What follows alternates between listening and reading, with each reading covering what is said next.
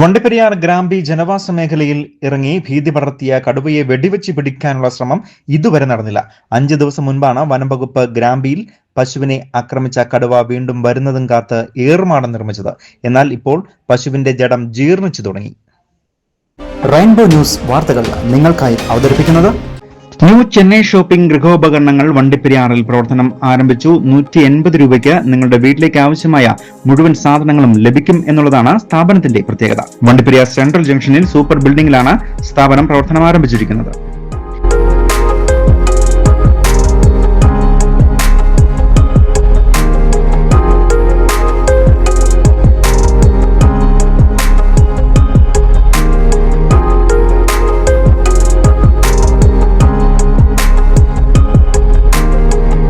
മൂന്നാറിൽ നിന്നും വനം വകുപ്പ് പിടിച്ചുകൊണ്ടുവന്ന കടുവയെ പെരിയാർ ടൈഗർ റിസർവിനുള്ളിലാണ് തുറന്നുവിട്ടത്. എന്നാൽ ദിവസങ്ങൾക്ക് ശേഷം വണ്ടിപ്പെരിയാറിന്റെ തങ്കമല, അരണക്കൽ, ഗ്രാമ്പി തുടങ്ങിയ ജനവാസ മേഖലയിൽ കടുവ എത്തുകയും വളർത്തുമൃഗങ്ങളെ ആക്രമിക്കുകയും ചെയ്തിരുന്നു. ഏറ്റവും അവസാനമായി ഗ്രാമ്പിയിലെ 11ഓളം വളർത്തു പശുക്കളെയാണ് കടുവയുടെ ആക്രമണത്തിൽ കൊല്ലപ്പെട്ടത്.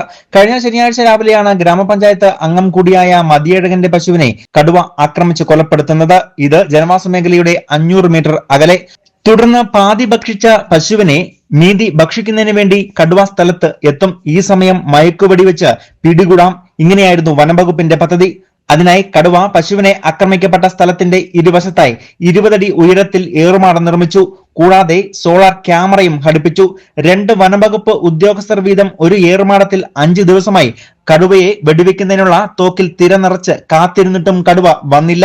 ഇതേസമയം 5 ദിവസമായി സ്ഥലത്ത് തന്നെ പശുവിന്റെ ജഡം കിടക്കുന്നതുകൊണ്ട് ജീർണിക്കുകയും ദുർഗന്ധം വമിക്കാനും തുടങ്ങിയിട്ടുണ്ട്. ഇത് പല ആരോഗ്യ പ്രശ്നങ്ങൾക്കും കാരണമാവുകയും ചെയ്യും.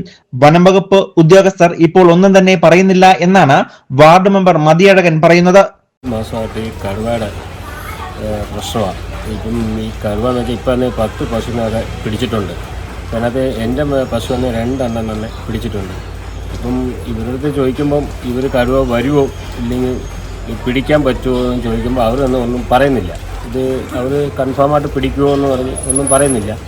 ഇപ്പം ആൾക്കാർക്ക് തന്നെ പണിക്ക് പോകാനോ എല്ലാം പേടിച്ച ആൾക്കാർ പണിക്ക് പോകുന്നത്. പിന്നെ ഈ പിന്നെ എൻ്റെ പശു ഒന്നേ പിടിച്ചതുകൊണ്ടാണ് ഈ പ്രശ്നമില്ലാതെ ഇങ്ങനെ പോകുന്നത്.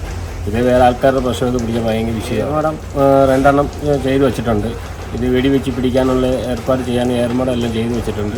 അപ്പം അതിനകത്ത് തന്നെ ഈ ഏർമാടം ചെയ്ത് കഴിഞ്ഞാൽ ഈ സാധനം കടുവയുടെ അങ്ങോട്ട് വരുന്നില്ല. അവർ പറഞ്ഞ റേഡിയോ കോളിൽ കാണിക്കുന്നില്ല. ഇപ്പം പറയുന്നത് ചോദിക്കുമ്പോൾ റേഡിയോ കോളിൽ കാണിക്കുന്നില്ലെന്നാണ് അവർ പറയുന്നത്. ഇതേസമയം കനത്ത മൂടൽമഞ്ഞും മഴയും ഉള്ള പ്രദേശമായതിനാൽ കടുവ എവിടെയാണ് എന്ന് അറിയാൻ കഴിയാത്ത സാഹചര്യമാണ് ഇപ്പോൾ ഉള്ളത്. ഇത് ജനങ്ങളിൽ കൂടുതലായി ഭീതി പടർത്തുകയും ചെയ്തിരിക്കുകയാണ്. ഇതിനിടയിൽ ഈ പ്രദേശത്തൊന്നും റേഡിയോ കോളർ സിഗ്നൽ ലഭിക്കുന്നില്ല എന്നാണ് വനംവകുപ്പും പറയുന്നത്. ദൗത്യം അവസാനിപ്പിക്കാൻ ആവാതെ പശുവിന്റെ ജീർണിച്ച ജഡത്തിന് ഇരുവശത്തായി കാവൽ നിൽക്കാതെ വേറെ നിവൃത്തി വനംവകുപ്പിനും ഇല്ല. News bureau, Vandiperiyar.